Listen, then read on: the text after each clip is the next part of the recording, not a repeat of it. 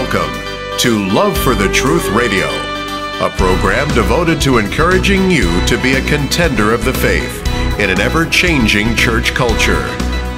On Love for the Truth Radio, we will discuss current issues and challenging views along with biblical truth that can affect our Christian worldview and how we live out our faith. And now, here's your host, Cindy Hartline. Welcome to the program. We are delighted that God has given us grace and provision to continue in our radio broadcast. As many of you know, my husband Rich, our soul engineer, has been undergoing some real health challenges that could have let him not be with us today had it not been for the Lord's healing touch and answer to our prayers. So we want to give all glory to the Lord for His faithfulness and would like to thank you, our faithful listeners, for all your prayers. They certainly have provided a blanket of peace for our family during this very trying time. Please continue to pray for Rich as he still faces more meds and surgeries in the future. Through it all, we thank God for refining us as gold and taking us yet to a more mature level for our next season in life. So we are here, and we'll continue the radio broadcast as long as the Lord wills and move on to Love for the Truth TV, which we are very excited about, a biblical teaching and talk show that focuses on how to be ready for the Lord's return. The show will begin in the very near future, prayerfully this fall. Well, our topic today is a culture of delusion. The Bible warns us of a great apostasy, a falling away from the faith that will occur during the last days due to the deception that is infiltrating the minds of many through false gospels, traditions, as well as the philosophies and opinions of men. These wicked and unholy philosophies, which oppose God's principles and His righteousness, have caused the hardness of hearts in many who have gotten so far from the truth that they actually believe the lie of unrighteousness to be the truth. Thereby, God will send a strong delusion, basically saying, "Have your way then," and turns those who believe the lie over to their reprobate minds. Today we have with us our dear friend and guest, John Haller, to discuss a culture of delusion that many of us are witnessing in all areas of life as unrighteousness and wickedness continues to abound and be accepted as good and truth in such areas as education, politics, and overall culture. In fact, if anyone speaks up for what one believes is the truth and righteous according to biblical principles, that one is subject to the law of hate crime. John Haller has spoke about the delusion that is rising globally in one of his more recent prophecy updates. John is a researcher and commentator of Prophecy Update, a popular weekly video found on YouTube of current news and issues on geopolitics, culture, and the church. John is also a trial lawyer of 30 years, the co-founder and elder of Fellowship Bible Chapel in Columbus, Ohio.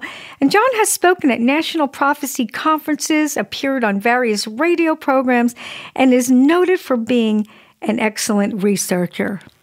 Welcome, John Haller. It's a pleasure to have you back on Love for the Truth Radio. It's good to be back. It's good to see you back doing some shows again, too. Oh, very good to be back. You know, John, in the last few years, you and I, along with other contenders of the faith, have been talking and warning about apostasy. Now, we know in Greek, apostasia actually means a falling away from something that someone has believed in. And so we're seeing this as a falling away from the faith due to the deception that has infiltrated our culture through false gospels, in particular, that we've been talking about, as well as philosophies and opinions and traditions of men that create unholy mindsets and promoting unrighteous acts, which apparently have been broadly accepted in our culture as the norm, and oftentimes even being accepted as the truth. Now, you and I would agree that Jesus Christ, who is the living word, is the truth, and anything that opposes Him or His truth is a lie. What I'd like to do is focus on 2 Thessalonians, which does talk about this falling away from the faith. Do you want to elaborate on that, John? Yeah, the main passage that I think people refer to when they talk about falling away from the faith, one of the main passages is 2 Thessalonians chapter 2. And it talks about a thing in the end times where people, it says in 2 Thessalonians 2:3 that let no man deceive you by any means, for that day shall not come, the day of the Lord shall not come, except there come a falling away first, and that man of sin be revealed, the son of perdition. So there's the word there is apostasia. It's a Greek word, and it's for a long time in the church, it's always been interpreted as a falling away from the faith. Sometimes that word has been translated a departing from the faith. Mm-hmm. Now, I think it actually operates on a much broader scale than we give it credit for. I agree that it is a falling away from the faith, but it might have a broad cultural application too, which means that the culture at large is departing away from just God's truth. Right. God always reveals his truth to everyone. Things that in the broad culture should be obvious to people really emanate from the fact that God created the world. He created man and woman.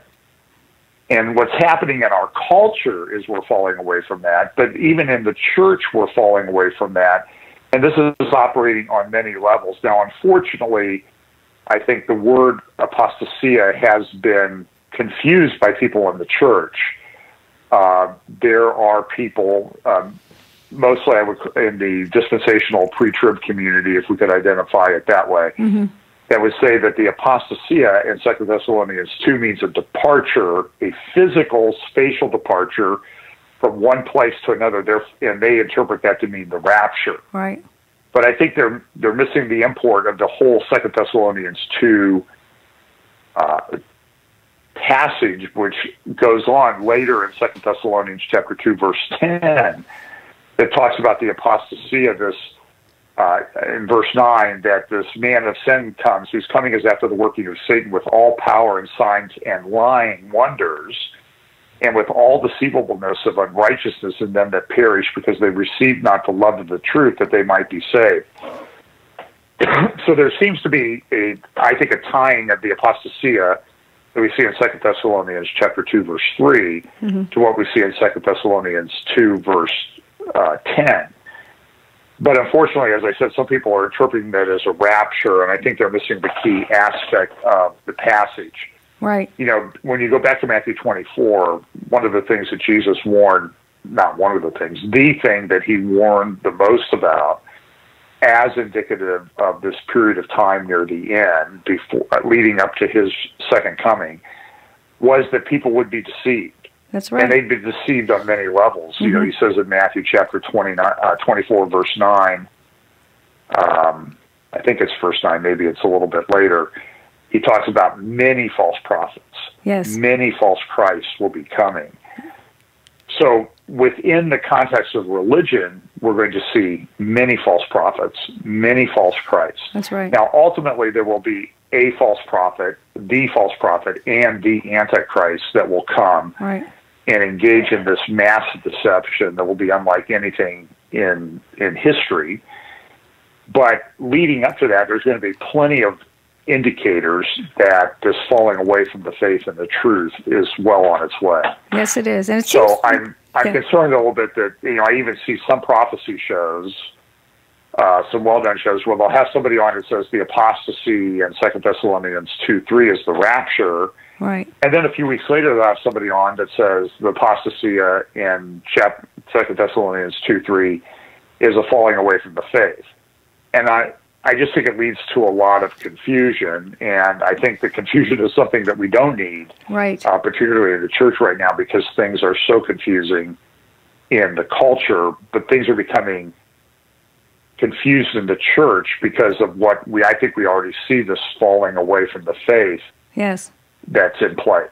Yes, it is in place. And we're seeing that the stage is being set, as Jesus talked about in Matthew 24, that he says it 4 times in the Olivet Discourse, to take heed that no man deceive you. So we're going to talk about deception. Now, the name of our topic here today is a culture of delusion. But before we get to the delusion, we have to really define what deception is. And we know that it's the act of causing someone to accept a true or valid what is false or invalid, the act of deceiving, resorting to falsehood and deception. In other words, deception is one who receives a falsehood that as truth. Did I say that right, John? As far as I think that's defined. I would say the deception is somebody puts something out there that's not true, and where it becomes delusion is people accept it as if this false thing is true, and they deluded themselves into believing that the false is true. Right. And I think that's exactly what it is. I mean, the enemy has come along and taken away what is truth. You know, when we as believers, as Christians, we say what is truth. Well, we know that the truth is Jesus Christ, as we talked about before, and anything that opposes him or his word, he is the living word, then becomes a lie.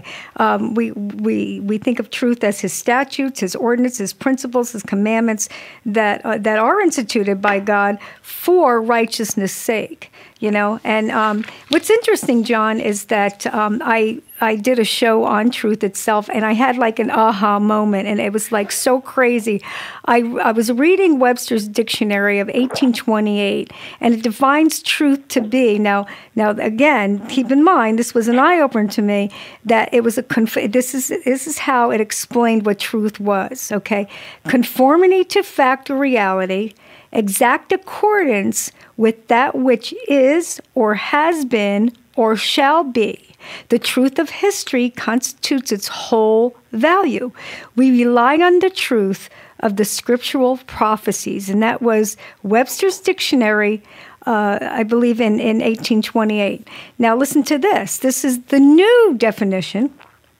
Okay, in Merriam-Webster's Dictionary, I believe it's 1913 or maybe a little bit later, but it calls truth an archaic, which means of a word or a style of language that is no longer in everyday use, but sometimes used to impart an old-fashioned flavor. And now truth is defined as constancy. As long as one is consistent, he or she is living out what they believe is the truth. It means sincerity in action, character, and utterance. So long as one is sincere in action, they are portraying their truth. So there we have the postmodern thought there that your truth is your truth, my truth is my truth. As long as I'm sincere in what I believe, as long as I'm constant in what I'm doing, then that's my truth. Isn't that amazing that it's now defined as an archaic, a word that is no longer in everyday use? Well, we want to believe that truth is what it used to be. The truth of history constitutes its whole value. And if we look at the definition of lethia, which is truth in the Bible, okay, it is evident that the definition of truth has been redefined in our culture, because lethia is a fact that cannot be changed with new information, and it is eternal. So we have cultivated new definitions of what we want truth to be, and that's exactly what we're living in right now. Now, I know, John, that you would agree that there is the lack of truth in our culture, and I want to talk about that because. Well, can I give you an example that yes. kind of fits in just from my own personal experience? Absolutely. In addition to teaching at a church, where I hope that I convey the truth of the Word of God to people, my profession is I'm a trial lawyer. I'm a litigator. When I was a young trial lawyer, they would send me to seminars so I would become a better trial lawyer. We're going on a break. We'll be back with John Haller, so please stay tuned. You're listening to Love for the Truth Radio. We'll be right back, so please stay tuned.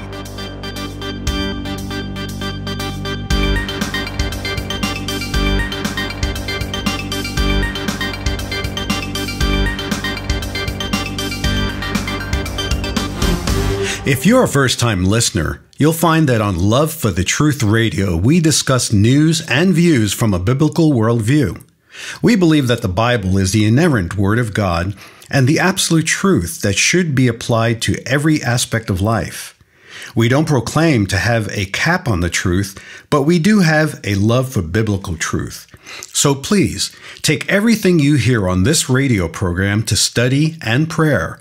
And thank you for listening to Love for the Truth Radio. Welcome back. I'm Cindy Hartline, your host. And with us is guest John Haller, commentator of Prophecy Update, a show which can be found every week on YouTube.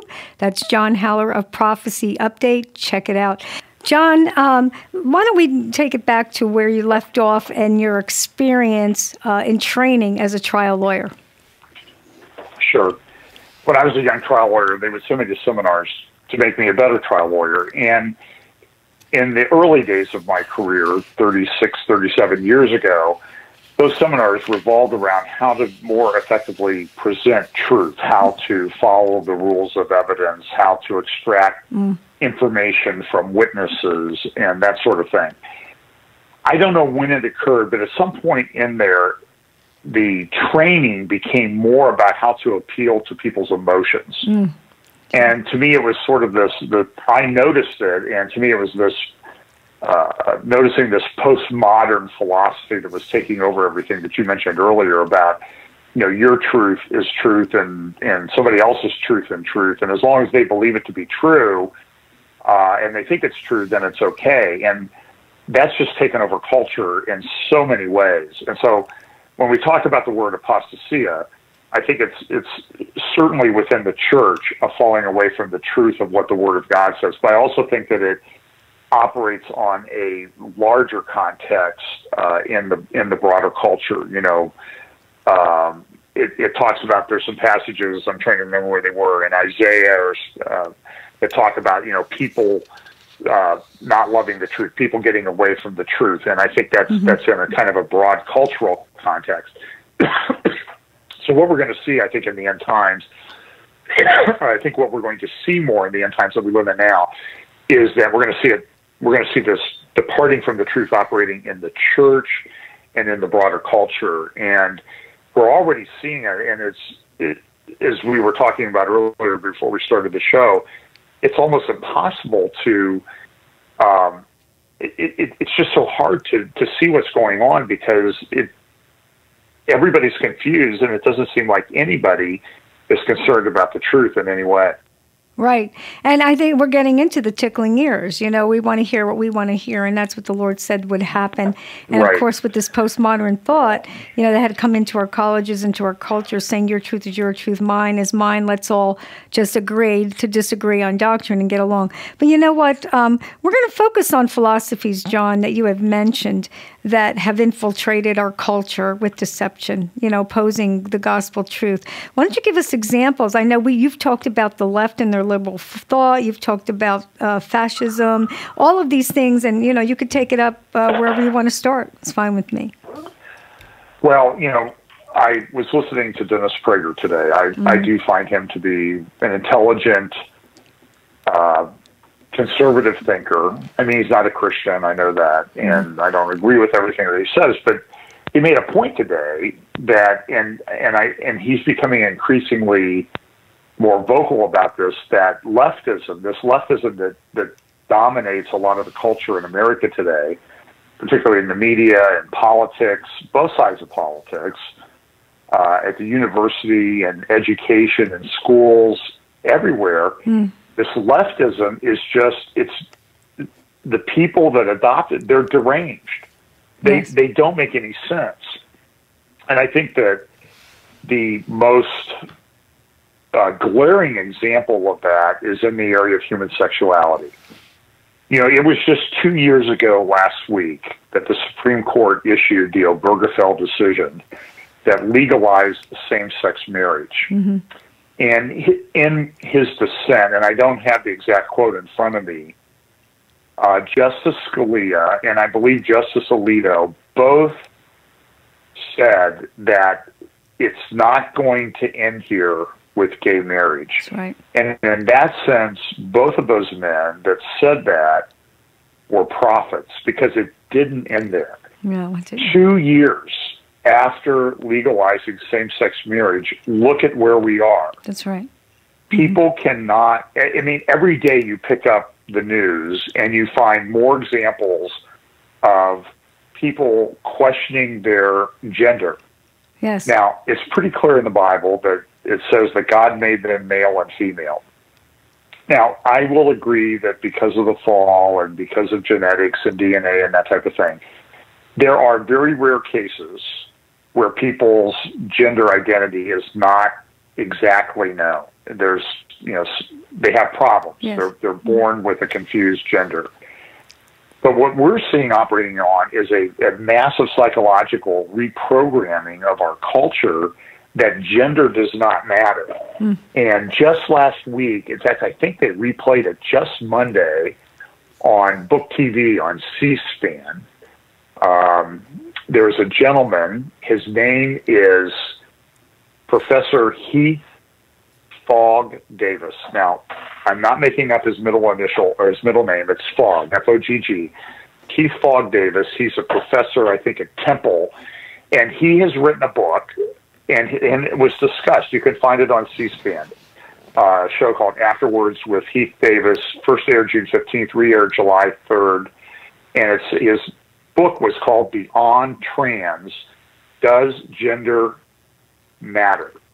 And he was advocating taking the position that we shouldn't refer to children as male or female.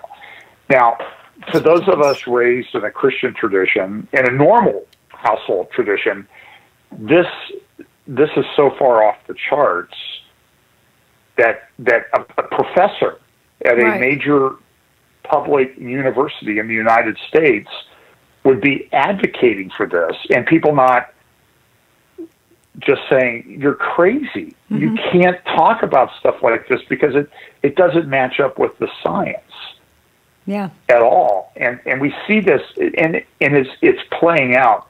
And my fear, Cindy, is if the Lord tarries, that this is going to grow into a much bigger problem. It is. There's already a lot of studies showing that huge percentages, I'm talking above 30% of young people in the millennial age range, which would be about 16 to 30, are already talking about, well, gender isn't that important. I saw an article just yesterday or the day before where a mother has insisted, and the Canadian authorities have gone along with it, to put the gender identity on the birth certificate of her baby as unspecified. That's ridiculous. And the mother says, well, I had gender confusion, and so I want my child to be able to decide on their gender whenever they get around to it. Well, you're not hopeful that this single mother who looks feminine but has a beard and a light beard and mustache is going to be able to raise this kid, and this kid is going to be subjected to just, well, a leading pediatrician was quoted as saying that what this woman, this person is doing is child abuse. She says, well, I hope my child, when my child grows up, that they will be able to determine their gender identity. She's referring to the child as they because she wants to raise it as both male and female. This is just... It's insane. It's child abuse that she's doing this to her child. That's right. And so in a world where this is happening all the time, is how can we do anything but see that there's delusion out there? Yeah, well, I mean, it's downright deception. First of all, I'd hate to see what this generation is going to look like when they get older. When somebody doesn't have an identity, they basically lose themselves. I think there's going to be a lot of suicides. I'm not predicting, but I'm just saying. Can you imagine a child that's brought up as a boy, but it was really a girl, and when that person gets older, looks back and says, "Wow, I was really a girl." The confusion that somebody is going to face. It's downright ridiculous. In the high schools, a couple of years ago, they were teaching there was, I think, 30 some odd different genders. genders. Now it's up to 70 some odd different genders. I don't know how they define what a gender is, but now you're saying is that they don't want to talk about gender. So it just seems like there's so much confusion going on today. And you're saying, John, that the left is promoting this. We have the liberal thought and the liberal professors, particularly in college, that is really promoting this philosophy, correct? It is. I mean, to support what you said about studies done at Johns Hopkins, they stopped doing gender reassignment surgeries there. They're finding that the people that actually had the surgery to change from male to female or female to male were 20 times more likely to commit suicide, even after the surgery. And they've come out, the head of that clinic, his name escapes me for the moment, has come out and said, this is child abuse.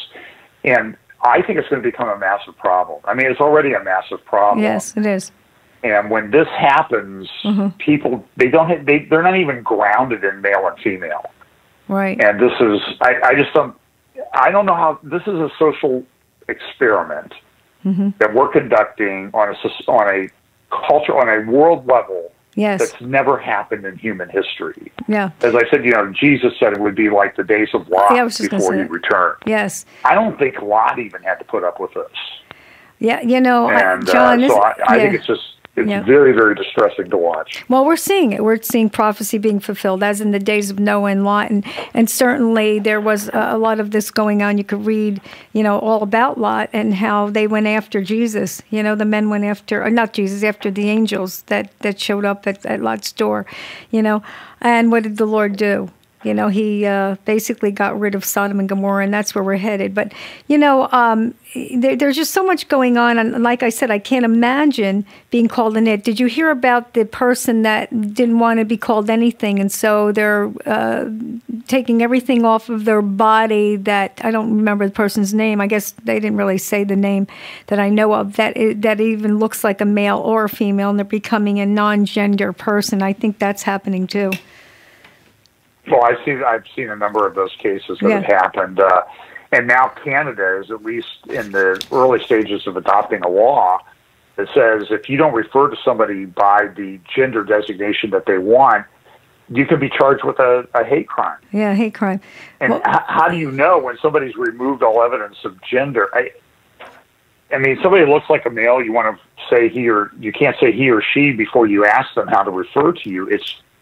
It's just insane, and I think that's just sort of the most glaring example of the problem that we have. But the problems we have operate in many other aspects of politics and culture. We have, of course, the concern with fake news.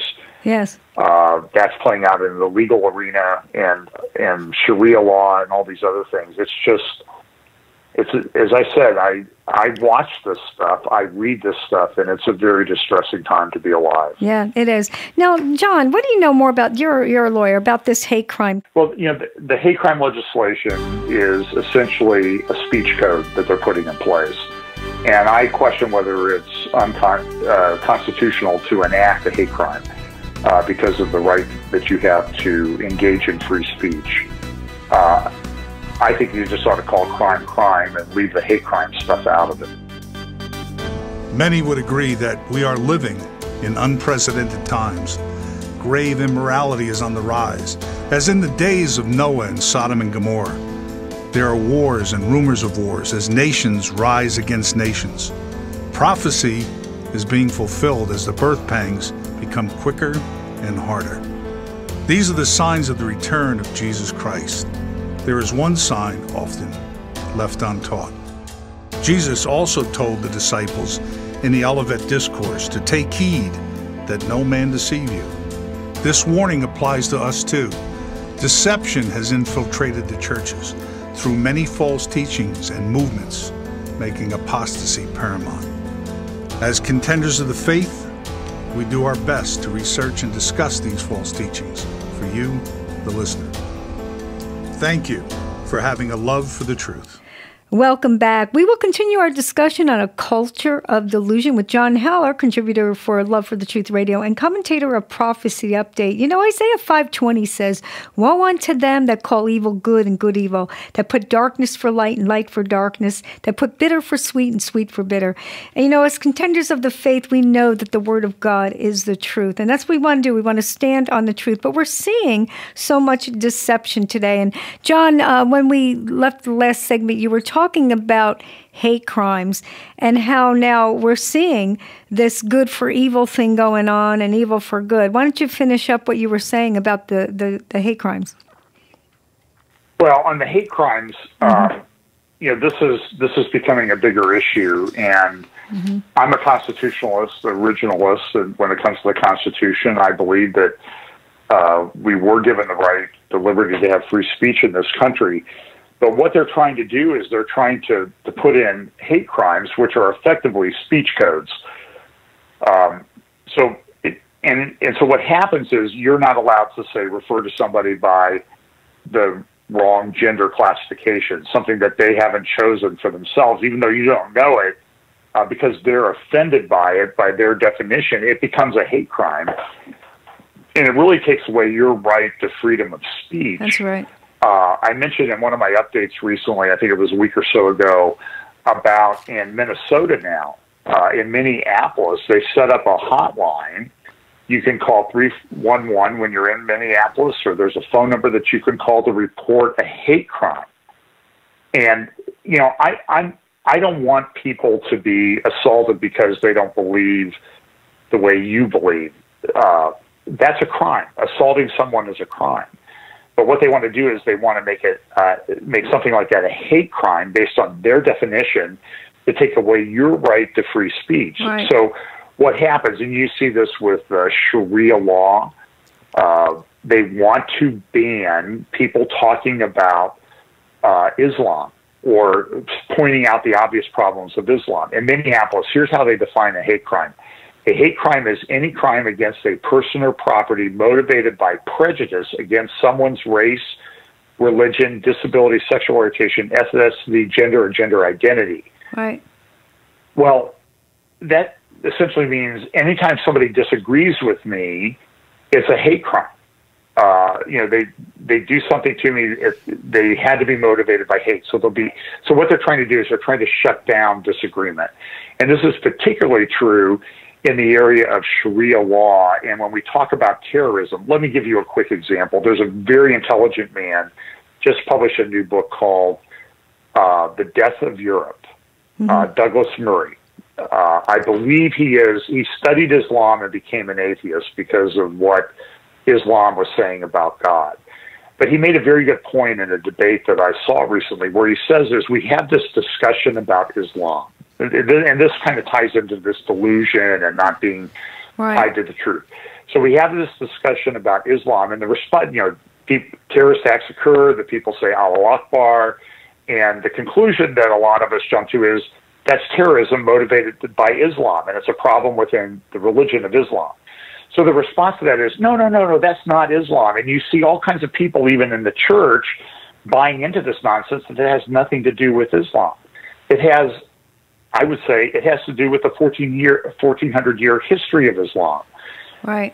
So, but then people will say, well, Christians do it too. Okay, they'll say, well, what about the Crusades? And everybody says, oh, yeah, the Crusades were awful, so all Christians are on the verge of conducting another crusade. Or the Jews, you know, they did something wrong at some point in history, and it's bad. But then when we talk about Islam and something that happened yesterday, when the person said I did it because of Islam, and they shouted Allahu Akbar, we say, well, it has nothing to do with Islam. Yeah. I mean, we can't even have a discussion about how things are, what the cause of things are in our world. And it's gotten really bad. Europe is falling apart. That's why Douglas Murray wrote this book. I've read some excerpts of it. It's a phenomenal book. And you'll conclude that the people on the left that push these ideas, they're deranged. They have lost all connection with reality and truth, and they themselves are deluded. Just like you said in the verse Isaiah 5:20, woe to them that call evil good and good evil, that put darkness for light and light for darkness, that put bitter for sweet and sweet for bitter. Yes. You know, Isaiah recognized this right 2 millennia ago, that this was 2,700 years ago, that this was a problem. And now we're seeing it operate, I think, on a more massive scale than even the prophet Isaiah was talking about back at his time. Yeah, you know, we've lost the ability to connect to truth. Yeah, to connect truth. And, you know, and the Bible does make it clear why God is sending a strong delusion in the end times. You know, people perish because they refuse to love the truth to be saved.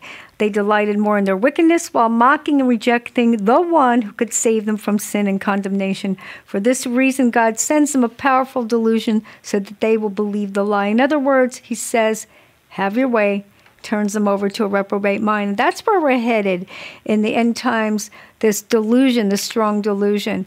And John, you know, I want to talk about the acts of deception propagated by our educational system that are downright against God's foundational principles and righteousness. You know, you mentioned in one of your prophecy updates about the Christian school who banned Bible scriptures by the state. You know, and now this is what we're talking about. You know, we're taking out truth, even now in Christian schools. What scriptures were they? Do you remember? Yeah, it was the Battle River School District outside of Edmonton, Alberta, Canada. Mm-hmm. And there were several verses, and I'll just read them very quickly. 1 Corinthians chapter 6, verses 9 through 11. They said, you can't teach these verses in your school anymore because they're hateful. Now, some of this goes to sort of the heart of the Christian faith, but here's what 1 Corinthians 6 says, know ye not that the unrighteous shall not inherit the kingdom of God? Be not deceived, neither fornicators, nor idolaters, nor adulterers, nor effeminate, nor abusers of themselves with mankind, nor thieves, nor covetous, nor drunkards, nor revilers, nor extortioners shall inherit the kingdom of God. And such were some of you, but you are washed, you are sanctified, but you are justified in the name of the Lord Jesus and by the Spirit of our God. The other passage they wanted to put out was Galatians chapter 5, verses 19 through 21. Now, look at, this is what the school is teaching them, the kids, is this is sin, this is bad, this is evil, this is what you want to avoid. Right. And because it touches on things that are now politically correct, you have to throw out everything. But look at some of the things that it says are bad. You know, these are the works of the flesh: adultery, fornication, uncleanness, lasciviousness, idolatry, witchcraft, hatred, variance, emulations, wrath, strife, seditions, heresies, envyings, murders, drunkenness, yes, revelings. And so they're saying that, well, because it touches on something that might be politically correct, you can't say it now. You can't use this verse at all. We don't want to teach people about murder being wrong. Are you kidding me? Yeah. We're going to throw out everything because of this. It doesn't make any sense, and it shows where we're at in our culture, that they would have the audacity to tell a Christian school, you can't use verses from the Bible. Yeah. So now we have political correctness trumping the truth or God's word. Isn't that something? You know, Joe, when you look up in Thayer's Greek lexicon about what delusion is, it does talk about, to be deceived or delusion or an error, but it also says straying from orthodoxy or piety. You know, now we are seeing here that we are definitely straying away from orthodoxy or straying away from from what is wrong opinion relative to morals and wrong manner of life, which one is to follow. So now we really can't give the truth openly. That's where we're headed, folks. It's exactly where we're going. So you know what? It's interesting, John. I see, and this has to do with teaching too, and a form of education, but in some of the libraries in America, they now have drag queens reading books to our kids, in the local libraries. And I saw it on the news where they're asking the kids who wants to be a drag queen when you grow up. And so they are pushing their agenda. Now, I guess where I get confused, John, is that we have to be careful what we say that's, not politically correct. But what about if it offends the Christian? I don't want my children subject to, the pride parades in July or subject to drag queens sitting in a library when I take my grandkids there. Is there anything that's defending our views? Well, no, there's not. Now, look, a lot of pastors in the church aren't even defending our views anymore. I saw a video, probably a 3 or 4 minute video about how we need to change. We've gotten the scriptures wrong. We're evolving. We're getting better at interpreting the scriptures. And none of these verses that have been applied to homosexuality really apply to homosexuality. And some of these are fairly well-known pastors in this video, and they're caving. They're not standing for the truth. And so when the people who are the protectors of the truth won't even protect it, what are we going to expect? I also saw another clip, one of the great passages that everybody likes to quote, probably the most quoted passage in the Bible today is judge not. And they just stop there, and they don't go through what the rest of that verse really says. You can't judge. And I saw a clip of The View, and they had on The View this Christian baker in Colorado who had refused to create a cake and decorate it and be artistic and for a same-sex wedding. And he was sued. He was fined. His case is now going to be heard by the Supreme Court. And he has a chance of winning on the basis that you're forcing me to make a statement. You're forcing me to say something that is against my conscience. Right. You're making me create something. And I think that's probably a more effective argument for him than saying that it's free speech. Yes. But he's on The View, and of course The View is a moral vacuum in many respects. Yes. Joy Behar was saying, well, Jesus would have baked the cake. And then one of the other people, one of the moderators or whatever they call them on The View, she speaks up and says, well, you can't judge people. You shouldn't judge people. That's bad. Well, she's judging him for not doing the cake, but she doesn't see it that way because to her, judge not means that you're not judging people, that you're not telling people that agree with me that they're wrong. Right. That's judging. But me, I can judge you. And so we've completely lost the ability to sit down and have a reasonable discussion of these things with people. Yes. And that's because I think of this, what we would call the delusion that's been going on. Yes. Yeah. Yeah. And when we read on to 2 Thessalonians 2:10, and with all deceivableness of unrighteousness in them that perish, because they receive not the love of the truth that they might be saved. And for this cause God shall send a strong delusion that they should believe a lie. And delusion is like walking into a forest where you've lost your way. There's no way out. There's no reason. There's no rhyme. We can't find the markers, and there's no way out. So anyway, we'll be back. We're going on a break. We'll be back again with John Haller to finish up on our last segment on the culture of delusion. So please stay tuned. You're listening to Love for the Truth Radio. We'll be right back, so please stay tuned.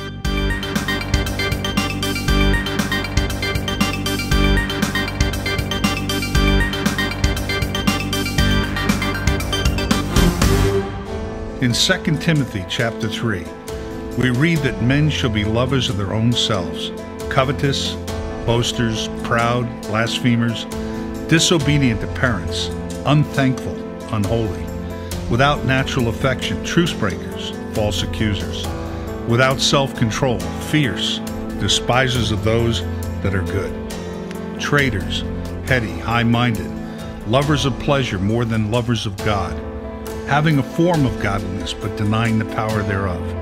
From such turn away. They will be ever learning and never able to come to the knowledge of the truth. Thank you for having a love for the truth. Welcome back. I'm Cindy Hartline, your host. We were in our last segment of A Culture of Delusion. We've had a wonderful discussion on the subject with John Haller of Prophecy Update. Stay tuned until the end, and John will share his contact information. But in the meantime, you can log on to YouTube and check out his prophecy updates. John, we talked about deception that has infiltrated our culture. When people buy into the deception and believe the lie is actually the truth, they then become delusional because deception opposes God's fundamental or foundational principles, ordinances, statutes, and commandments, which protect us in righteousness.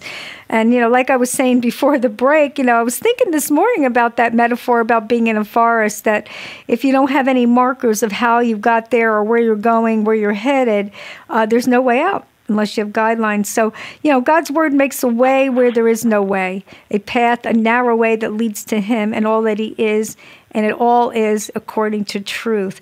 2 Thessalonians 2, 3-5 says, "Let no man deceive you by any means, for that day shall not come, except there be a falling away first," which we discussed, "and that the man of sin be revealed, the son of perdition, who we know is Satan, who opposeth and exalteth himself above all that is called God, or that is worshipped, so that he, as God, sitteth in the temple of God, showing himself that he is God."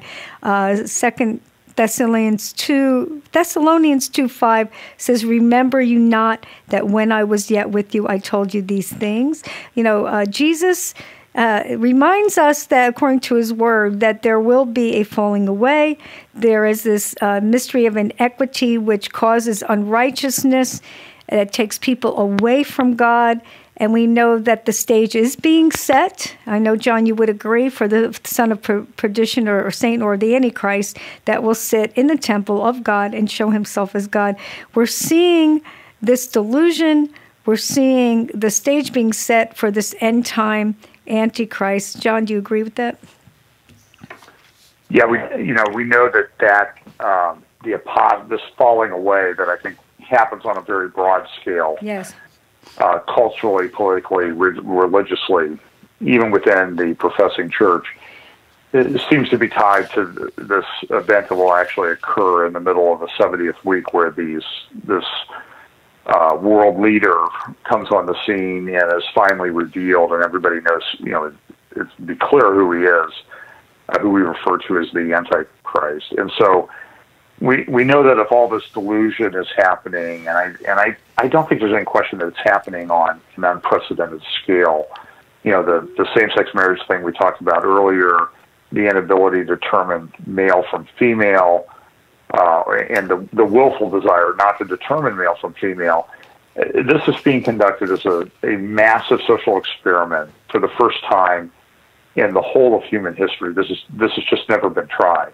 And we don't know what the result of this is going to be. And then you add on top of it things we haven't even talked about transhumanism and the development of these high-speed computers and quantum computing and the technocracy thing that Patrick Wood, I know Yes. he's been on your show, talks about. Mm-hmm. It sets the stage for this world leader to come on the scene because he's going to have all the answers. Mm-hmm. And people are being disconnected from reality. I think people are in a distressed state now because they don't see things happening the right way. And now what you're seeing happen is you're seeing people come on the political scene that have never held office. Of course, Donald Trump has never held office. Right. He's now the president of the United States, filling the role of, supposedly the most powerful man in the world. And then you have this guy in France. Of course, Obama's still on the scene. He's running around, still pontificating and conducting what appears to be a shadow presidency. Mm-hmm. And then you have this guy in France, Emmanuel Macron, who Yes. just came out of nowhere, Yes. it seems like. Let me just read you an article that I referenced in a recent prophecy update. Now, this Macron guy, a few years ago, nobody had heard of him. Mm-hmm. He's now on the cover of The Economist, one of the major news and economic magazines of the world. Mm-hmm. Actually, I believe controlled by the Rothschild family, walking on water. Oh, well, that is an obvious reference. So, they didn't even do that with Obama, right. and they're building him up. And now here this guy comes on. Nobody's seen. He's walking on water. But listen to what this opening statement from this article was. Something that was originally conceived as a grandiose pageant of political marketing will come to a conclusion next Sunday in France. This was written before the French election a few weeks ago. A young man with an evident Oedipus complex who has never held a single elective office and who was almost unknown just 3 years ago is now preparing to fill the seat once occupied by Georges Clemenceau and Charles de Gaulle in the Élysée Palace. Now, fast forward, he's elected, he comes on the scene, and he gave a speech at Versailles, the palace of was it Louis the 14th or whatever the Louis number was, that built this massive palace at Versailles. And he comes on the scene and he goes to this, and this is the headline from Reuters on Monday afternoon. In Sun King's palace, Macron threatens to ram through parliament reform. And he goes on to say in this that, he believes in Europe, but I'm not going to say much. He goes, Macron himself has said that he plans a Jupiterian presidency as a remote, dignified figure like the Roman god of gods who weighs his rare pronouncements carefully. It would be a marked break from his unpopular and often mocked predecessor, Francois Hollande's man of the people style. And so here's this guy, and now he's being lauded as kind of a godlike figure. He's going to be aloof and apart from and above the rest of humanity as he makes these pronouncements. Wow. Now, That's I'm not crazy. saying that Macron is the guy. Right. I'm not saying that Obama is the guy. But I'm just saying is the scripture tells us that there will be many false prophets. That's right. Many antichrists will come on the scene. Mm-hmm. So at a minimum, I can say that we're seeing these people come on the scene that really oppose the God of the Bible and That's what right. the Bible says, Mm-hmm. and are elevating themselves to this great position above the rest of humanity. Mm-hmm. Yeah. So maybe one of these guys will turn out to be, but who knows? But this just shows the age that we live in, this time of deception and delusion, that these people can come on the scene like this. Right. They just kind of pop out of nowhere. You know what's interesting, too? I mean, when you look at the word Antichrist, the word Christ actually means anointed one. And whenever someone is appointed to a king or a parliament type of throne, there's an anointing, supposedly, that takes place, or there used to be. Or we have these false prophets that come up and say, I'm anointed, or I'm an anointed one. And this is what we're going to see. We're going to see people that are taking high positions that actually are looked at as those that are anointed for some kind of high reign that we are to be subject to. So, we have to keep our eyes open to see that this is what's going to be taking place. And, John, we're living in an unprecedented time, like you said. We're seeing prophecy being fulfilled that the Bible does talk about. And we plainly see that the mystery of inequity is in fruition and that the stage for the Antichrist is being set, even if these aren't or he is not the Antichrist. We're seeing a type. And, as people fall prey to accepting the people in these kind of positions, it's going to be easier later on to accept when Antichrist comes on the scene to help the economy or help the world or the globe. Mm-hmm. And that's what we're seeing. What about this Facebook owner? What's his name again? Mark Zuckerberg. Mark, yeah. He gave a speech last week to Facebook. What he did was he brought in 30 of the people who have the most popular Facebook groups. I wasn't invited. So I know I'm not one of the top 30, but he made the sort of the comparison that he acknowledged and has acknowledged in other interviews that the church is not reaching the millennial generation. Mm. And so the community that people used to get at church is no longer existent. And the millennial generation really sort of hungers after a community of some kind. Yes. And he said, we need leaders for communities just like a church needs a leader, a pastor, and we can provide that here at Facebook. Mm. So he was clearly making the implication that Facebook can sort of take the place of the church. That's scary. And people don't need the church for theology or doctrine or truth. They just need church for community. And right. So the church has been divided down to just another place where people get together and right. interact.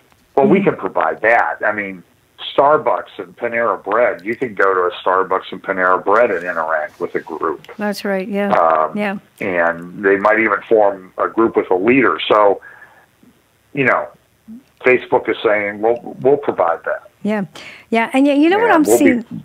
What I'm seeing, John, we'll too. be your church. Yeah. What I'm seeing, too, if we look at the deception here, is people are looking for community with others of the same mind and of the same spirit, and certainly we have found that type of community on Facebook when you go into specific groups and say, okay, discerning ministries or whatever kind of ministry that we are interested in, we find people of the same mind, of the same spirit. But, that community or the church, the true church, is based on the mind of Christ, and the spirit of truth. And what we're seeing is the enemy is kind of rearing his ugly head and saying, okay, well, you can find community in different aspects. Like, we can find unity and love everyone. Let's just put our doctrines aside and just love everybody, and that's where we'll find our community. We can find, so people can pick and choose their communities now, but they're really based, I think they're really based on having the same mindsets. And what we're going to see later on is Facebook is going to have the ability to know even our own mindsets. They're going to know where we're at by the different groups that we're involved in, and that's scary in and of itself. But we know. Yeah. I was just going to say, technology is kind of scary the way they're pulling things out. Yes. Yeah, and we can be defined by the groups that we're involved in and by the things that we say and what we stand on, and or being called activists or whatever because we stand on a certain issue. Now, but here's the thing, people, is that our identity as Christians is in Jesus Christ. We find that our goal is to run this race and to take hold, as Paul says, to the goal that is before us, which is to become more like Christ. That doesn't mean like a God or little God. That means that we are becoming Christ-like, or we're becoming more righteous as we change from glory to glory to glory. And that's where we bring the light to this world, to be a light to the world and to be the salt of the earth, is that when we become Christ-like and as examples. As Paul says, mark them who walk like us. And that's what we're looking for today, and that's where we're going to find the real true church, which would be the real community. We're going on a break, and we will be back to hear John's final advice pertaining to what should we do then. And he'll also share his contact information, so please stay tuned. We'll be right back. You're listening to Love for the Truth Radio. We'll be right back, so please stay tuned.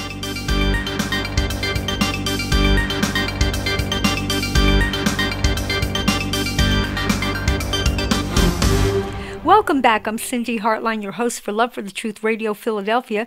Look us up on loveforthetruthradio.com. We air programs via stream every day. You can find program archives with contributors John Haller, Chris Quintana, Carl Tykrib, Patrick Wood, guests like Bill Koenig, Ray Younging, Johanna Michelson, Bill Salas, and Jan Markell, and many more veterans of the faith with the voice of truth. You can find us on Twitter, Facebook, YouTube, SoundCloud, and on Rapture Ready Radio on Monday evenings on Blog Talk Radio with Jackie Alnor, along with numerous web radio programs who air us on their stations worldwide. John, thank you so much for sharing with us your expertise and research on what we will be facing as Christians, but we are called to shine as lights in this depraved world. So do you have any final advice? What should we do in all this? Well, I think people need to stay in the Word. That's obvious. And they need to be committed to the truth of the Word of God. Mm-hmm. And stand firm in that and immerse themselves in that, because that's really the anchor that we have towards truth. But I also think that people need to figure out a way, I don't know if it has to be in a physical way, I think it can be online, to get into a gathering together of other believers. Yes. It's not good to be isolated. I think you need other believers to keep you rooted in the truth and to prevent you from swerving off into some crazy ideas. Yes.